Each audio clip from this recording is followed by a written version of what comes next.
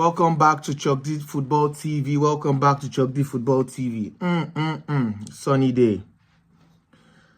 What are we going to be talking about today? Let's talk about the Champions League games that just happened recently. This video really will be focused on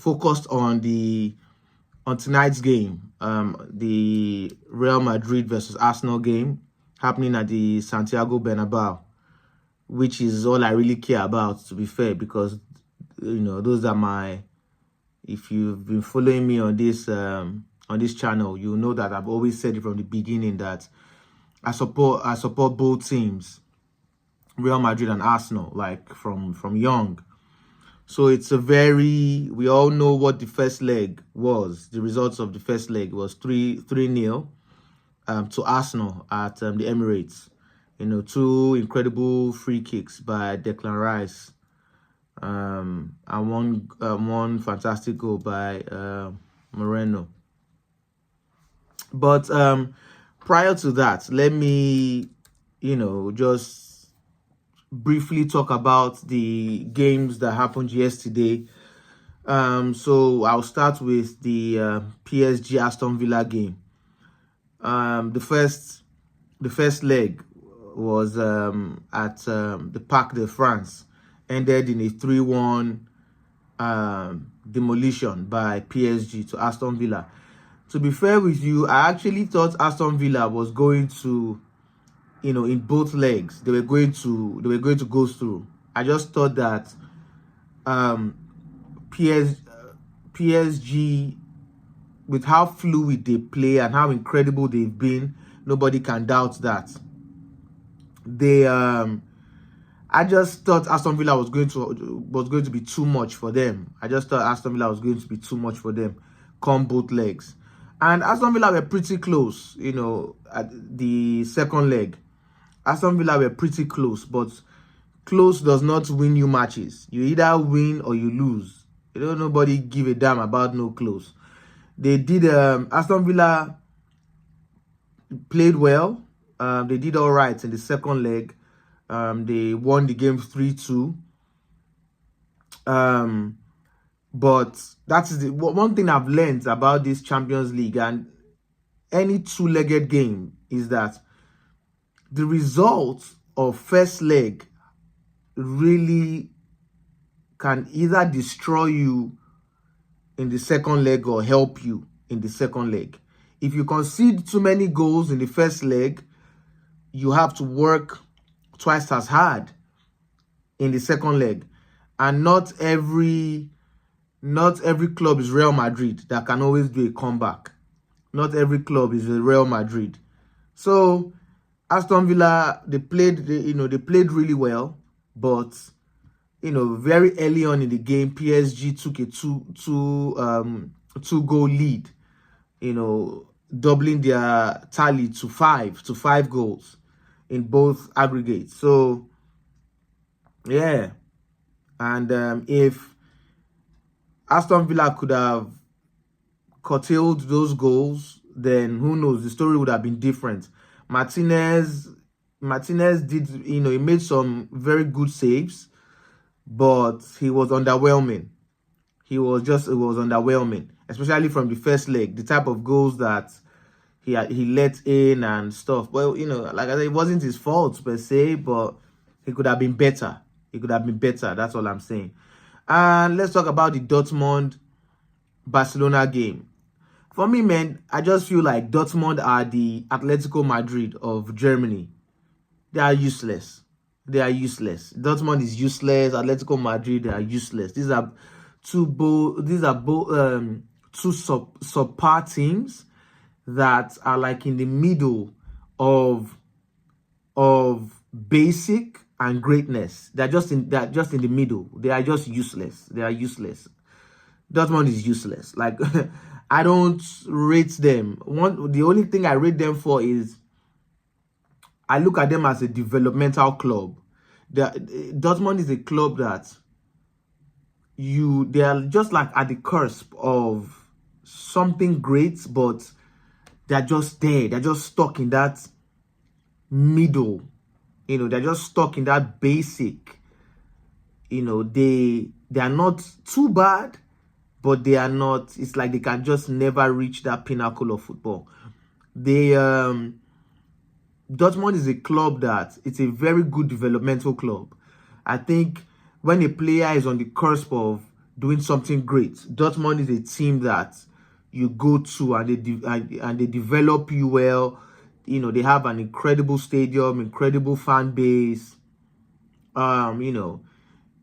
They've harbored elite players that went on to do great things. They are a developmental club. There's a club where when a player is on the cusp of something great, you go there and develop. So that's how I look at them. Aside from that, I don't look at them as anything special. I think they are useless. See how they are this season. It's another team that also, I don't know, man. I don't know. I don't just rate them. They're useless, man. I don't just rate them. They did well in the second leg against Barcelona. They were surprising. Surprising, but they must also always come back and do some bum-ass nonsense. They scored an own goal. If not that, they had a chance. They had chances in that game. They had a lot of chances to put away that game, to even score 5 goals. But they are Dortmund, man. You shouldn't expect a lot from teams like this. You shouldn't expect a lot from teams like this. They can't offer anything more than what they offer. I didn't really think they were going to go through. They did well. Guirassy scored a hat-trick. Good for him, but I am not I don't know. It's okay. It was just too late. It was a hat-trick too late. This guy had open chances in the first leg. Open chances to at least score a goal. At least score 1 goal in the first leg. This guy had open chances to at least score a goal in the first leg. And he was just doing rubbish in the first leg. Doing rubbish. And you consider you go a 4-goal deficit against Barcelona, it's going to be long for you. So I didn't think they were going to win. I didn't think they were going to go through. Yeah, useless teams will always be useless teams. Aston Villa, useless. Dortmund, useless. That's just how I look at it. I didn't think they put up a good fight, but I didn't think they were going to do anything more than that. Now let's go into the game today.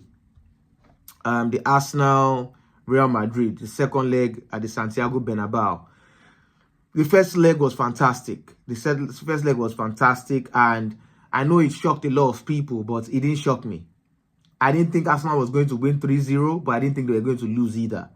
Because Arsenal, the only position where Real Madrid are better than Arsenal is going forward. Really, that is the only thing. Aside that, they're not better than Arsenal defensively. They're not better than Arsenal in the midfield. Just my personal opinion. They're not better than Arsenal defensively. They're not better than Arsenal in the midfield. Going forward, Saka to me is better than Rodrigo. It's better than Rodrigo to me in my book. And the only, 2 other guys that, yes, are beasts, Vini and Mbappe. But in the most parts, Arsenal are better than what's it called? In most positions, in my opinion, they're better than Real Madrid. Look, I'll pick a Timber over Lucas Vazquez. I'll pick a Ben White over Lucas Vazquez. I'll pick a Saliba over Militao. I probably will pick a Rudiger over Gabriel, but that is it just nudges it for me small, that's all. Currently, I would pick a Skelly over Mendy and over Alaba. I think Alaba is finished. Midfield wise,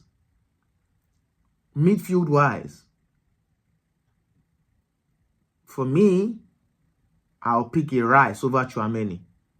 I'll pick a Rice over Tchouaméni. I'll probably pick Camavinga over Partey. And obviously, I'll pick a Bellingham over Odegaard. Going forward, Vinny and what's his name? Mbappe make it for me. I'll pick a Saka over Rodrigo, personally.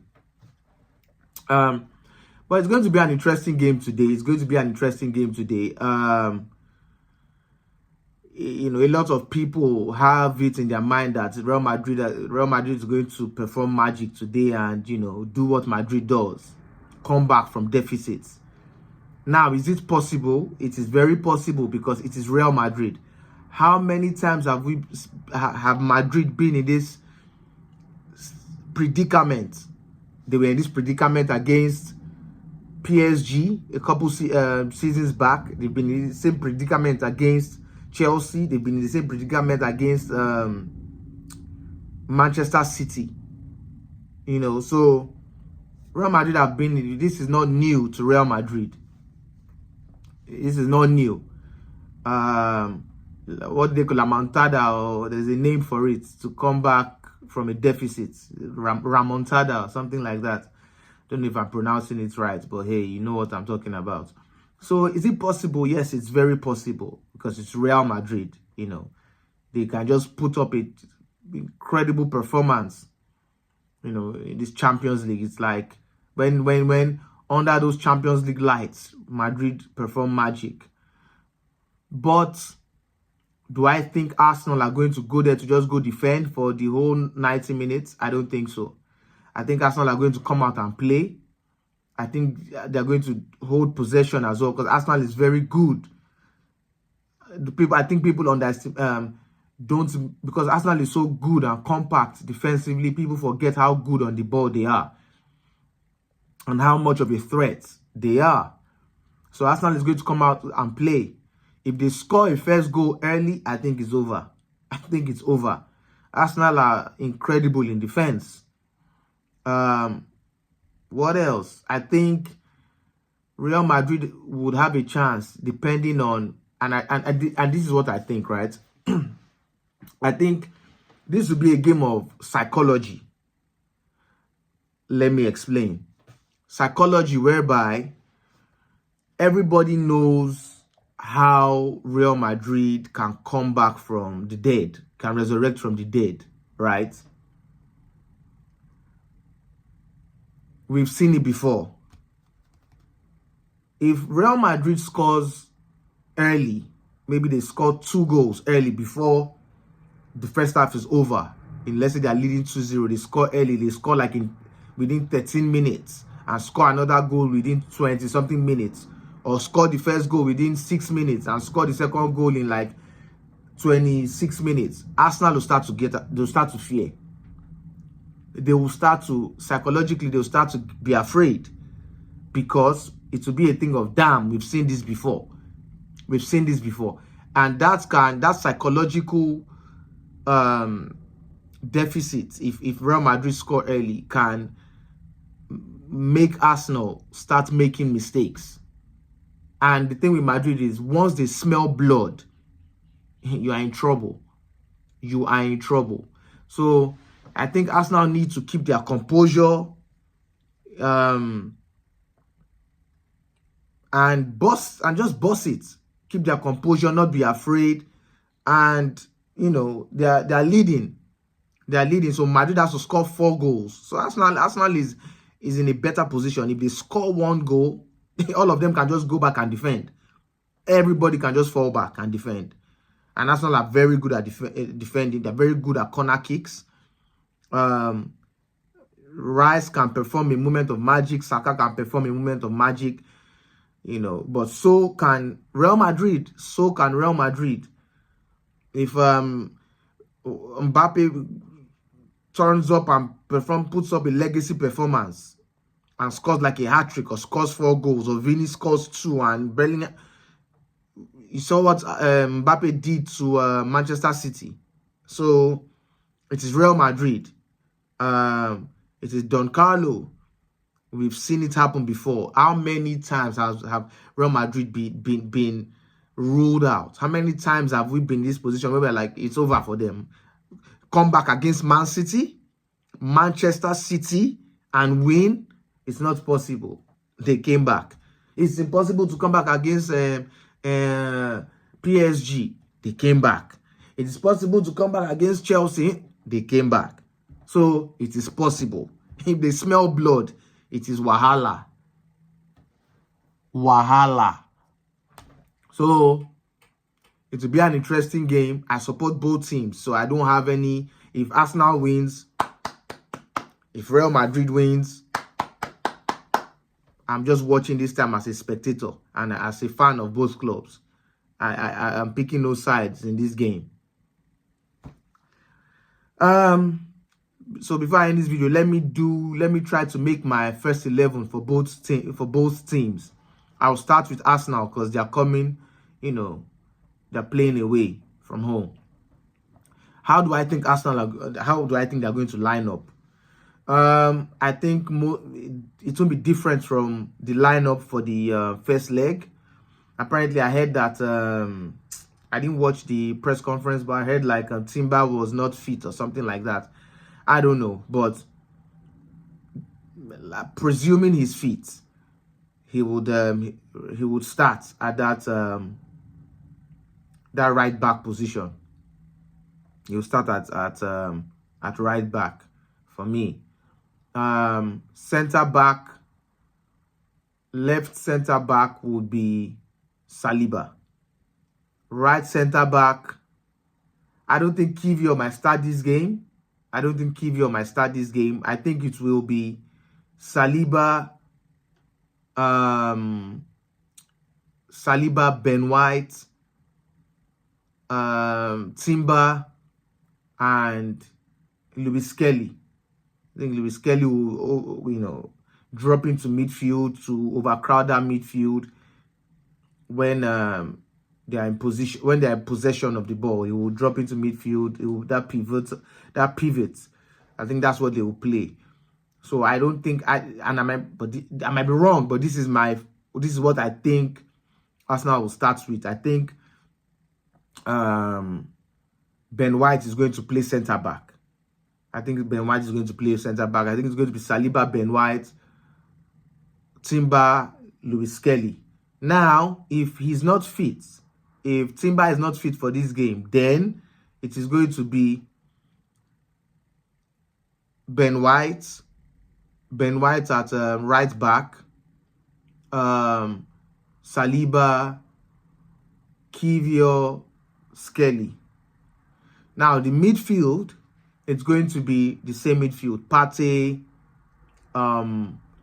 Odegaard, Declan Rice. I heard there was something with Partey as well. Let's assume that Partey isn't fit or isn't going to play the game. It's going to be Jorginho, Rice, Odegaard. But if Partey is fit, then it's going to be the same midfield. And going forward, it's going to be the same forward. Saka, Moreno, Martinelli. That is, pretty much. Then for Real Madrid, I forgot the keeper. It's going to be the same Raya. It's be David Raya. So for Real Madrid, it's going to be Courtois. We're going to start with Courtois in the post. We're going to go with Lucas Vazquez, right back. Rudiger and Asensio, center back. And left back would be, I don't know if Mendy is fit, but if Mendy is fit, it will be Mendy. If Mendy isn't fit, it will be Alaba again. That's how we are going to, yeah. And if it Mendy, I don't. Although I would prefer, to be fair, I would prefer Garcia to start. I would prefer him to start because I think he's aggressive in left back. I prefer him to start, but I think Alaba might start before we'll start ahead of him. So it will be Alaba, Rudiger, Asensio, Lucas Vazquez. If Alaba isn't fit or whatever, this guy would probably start, Mendy. Then in midfield, it will be Tchouaméni, Valverde, and Bellingham. It's going to be Tchouaméni, Valverde, Bellingham in that midfield. That is the midfield I'm picking. I don't think Modric will start because Real Madrid will want firepower, gun-ho style, forward attack. So that's why I think Valverde is going to come into midfield. Then going forward, it's going to be the same old Rodrigo, Bellingham, Rodrigo, Mbappe, Vini. That's my first 11, and that's what I think would be the starting lineup. But hey, we'll see. We'll see. Should be a very interesting game. What do I think the scoreline would be? I don't know. I don't know. I don't want to give a scoreline. Because I support both teams. So I don't want to give a scoreline. Yeah, I'm not giving a scoreline. But we'll be back after the game. We'll be back after the game to see how things go. So yeah, man. Enjoy the game. Should be an interesting one. The whole world is waiting for that game. So am I. And I know you too. You're waiting for the game as well. So yeah. Thanks for watching this video. Like, comment, subscribe, all that good stuff. Leave a comment if you can or if you want. And yeah, man. Till next time. Peace.